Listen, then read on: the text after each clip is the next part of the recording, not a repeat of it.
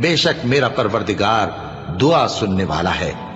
ए परवरदिगार, मुझको ऐसी तौफीक इनायत कर कि नमाज पढ़ता रहूं और मेरी औलाद को भी ये तौफीक बख्श। ए परवरदिगार, मेरी दुआ कबूल फरमा। ए परवरदिगार, हिसाब किताब के दिन मेरी और मेरे माँ बाप की और मोमिनों की मगफिरत कीजिए। और मोमिनो, ये ना समझना कि ये जालिम जो काम कर रहे हैं अल्लाह उनसे बेखबर है।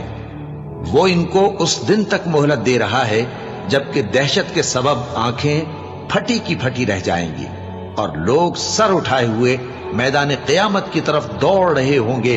उनकी निगाहें खुद अपनी तरफ लौट न सकेंगी और उनके दिल मारे खौफ के हवा हो रहे होंगे। और लोगों को उस दिन से आगाह कर दो जब उन पर अजाब आ जाएगा।